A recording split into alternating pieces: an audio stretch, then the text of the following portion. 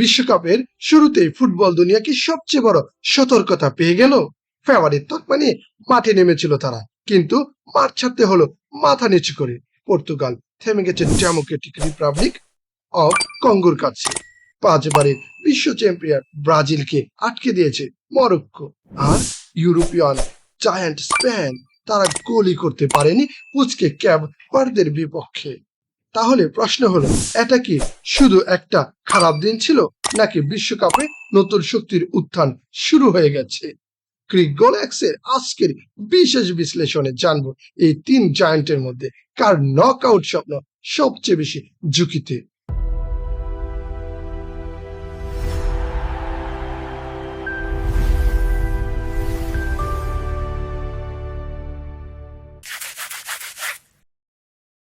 শুরু করা যাক ক্রিস্টিয়ানো রোনালদোদের পর্তুগালকে দিয়ে।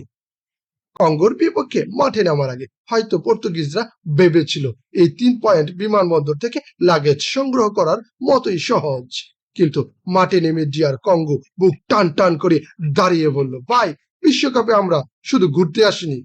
1-0 গোলের এই ড্রয়ের পর রোনালদোদের সামনের সমীকরণ এখন বেশ জটিল। গ্রুপে তাদের পরের 2 প্রতিপক্ষ উজবেকিস্তান এবং Colombia. Match 2 Uzbekistan must win এবং match 3 Colombia high voltage fight. উজবেকিস্তানের বিপক্ষে আগামী ম্যাচে পর্তুগালকে জিততেই হবে, কারণ শেষ ম্যাচে তাদের জন্য অপেক্ষা করছে লাতিন আমেরিকার পরাশক্তি কলম্বিয়া। যদি উজবেকিসদের বিপক্ষেও পর্তুগাল আবার পয়েন্ট হারায়, তবে গ্রুপ পর্বেই বিদায়ের যে চাপ তা সামলানো বারবার তো মার্তিনেজের দলের জন্য অসম্ভব হয়ে দাঁড়াবে। পর্তুগালের সবচেয়ে বড় সমস্যা কোথায় ছিল জানেন? ফিনিশিং। মাঝ মাঠ থেকে সুযোগ তৈরি হচ্ছে ঠিকই, বুনো বার্নান্দোরা বল যোগান দিচ্ছেন, কিন্তু জালের দেখা মিলছে না। আর বিশ্বকাপের মঞ্চে এই ফিনিশিং এর ভুলের শাস্তি সাধারণত খুব চড়া দামে দিতে হয়। কিন্তু একটু থামুন, পর্তুগালের এই অবস্থা দেখে যদি আপনার চোখ কপালে ওঠে, তবে ব্রাজিলের গল্পটা শুনলে আপনি আরো বেশি চমকে যাবেন। কারণ সেলেসাউদের সামনে এখন এমন এক ফাঁদ, যেখান থেকে বের হওয়া সহজ হবে না। ব্রাজিল বনাম মরক্কো, কাতার বিশ্বকাপের সেমিফাইনালিস্ট মরক্কো যে কতটা শক্ত প্রতিপক্ষ তা জানা সত্ত্বেও অনেকেই ভেবেছিলেন ব্রাজিলের আক্রমণ বাগের সামনে তারা টিকতেই পারবে না। কিন্তু মরক্কো আবারও প্রমাণ করলেন তারা ফুটবলের আন্ডারডগ নয়, তারা এখন জায়ান্ট কিলার। 1-0 গোলে ড্র করার পর ব্রাজিলের পরবর্তী মিশন হাইতি এবং স্কটল্যান্ড। কাগজ কলমে এই ম্যাচগুলো ব্রাজিলের জন্য জলবাদ, কিন্তু মনে রাখবেন, বিশ্বকাপে কাগজ কলম কখনো গোল করে না, গোল করতে হয় ফুটবলারদেরকেই। মরক্কোর বিপক্ষে ম্যাচে ব্রাজিলের সবচেয়ে বড় দুর্বলতা ছিল ফাইনাল থার্ড বা আক্রমণের শেষ প্রান্তে এসে চূড়ান্ত সিদ্ধান্ত নিতে দেরি করা। উইং দিয়ে বল উপরে উঠছিল ঠিকই, কিন্তু ডি বক্সের ভেতরের সেই চেনা ব্রাজিলিয়ান ধারুধাও। বিষয়টা অনেকটা কেমন ছিল জানেন? ব্রাজিলের আক্রমণ বাক্যে দেখে মনে হচ্ছিল গুগল ম্যাপ একদম নিকট রুট দেখাচ্ছে, কিন্তু শেষ মুহূর্তে এসে চালক গন্তব্য বা ডেস্টিনেশন খুঁজে পাচ্ছে না। গন্তব্য তো দেখছি না, ম্যাপ তো ঠিকই দেখাচ্ছে, কিন্তু বিল্ডিংটা কই?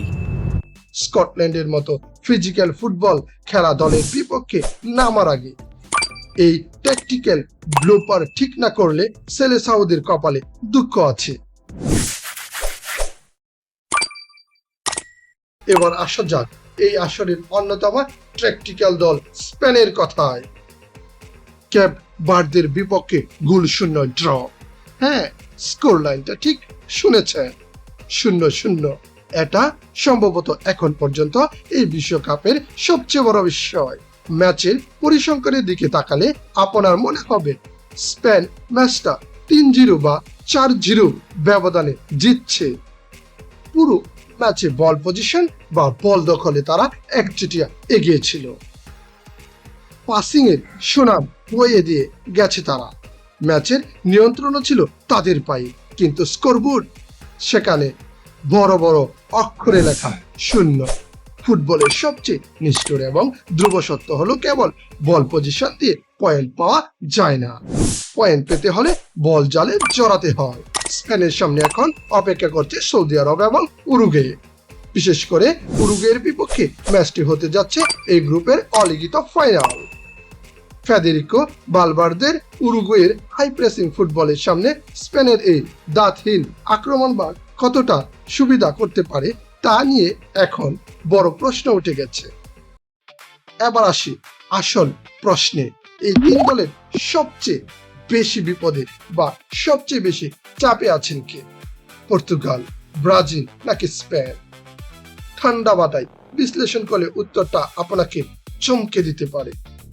ব্রাজিলের স্কোয়াডের গভীরতা বা বেঞ্চ স্ট্রেংথ অন্য দুই দলের চেয়ে অনেক বেশি।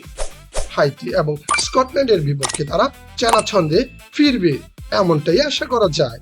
পর্তুগালের সামনে কলম্বিয়া থাকলেও উজবেকিস্তানের ম্যাচটি তাদের ঘুরে দাঁড়ানোর অনেক ভালো সুযোগ দেবে, তাই তাদের ঝুঁকি মাঝামাঝি। কিন্তু সবচেয়ে জটিল এবং ডেঞ্জারাস জোনে আছে লুইস দে লা ফুয়েন্তের স্পেন, কারণ উরুগুয়ের মতো ডিফেন্সিভলি সলিড এবং কাউন্টার অ্যাটাকে মারাত্মক দলের বিপক্ষে ভুল করার সুযোগ নেই। একটা ড্র তাও মেনে নেওয়া যায়, কিন্তু টানা দ্বিতীয় ম্যাচে পয়েন্ট হারালে স্পেনের নকআউটে টিকিট কাটার হিসেব নিকেশ আইসিইউতে চলে যেতে পারে। প্রথম ম্যাচেই 3 জয়েন্টের এই হুচট প্রমাণ করে আধুনিক ফুটবলে ছোট বড় বলে কিচ্ছু নেই। বিশ্বকাপের আসল রোম্যান্স আর নাটক সম্ভবত এখনই শুরু হলো। এখন আপনাদের কি মনে হয়, পর্তুগাল, ব্রাজিল আর স্পেন এই তিন দলের মধ্যে কে সবচেয়ে দ্রুত রাজকীয়ভাবে ঘুরে দাঁড়াবে? আর কার বিদায়ের ঘন্টা আপনি এখনই শুনতে পাচ্ছেন? আপনার মূল্যবান মতামত ঝটপট কমেন্ট বক্সে জানিয়ে দিন।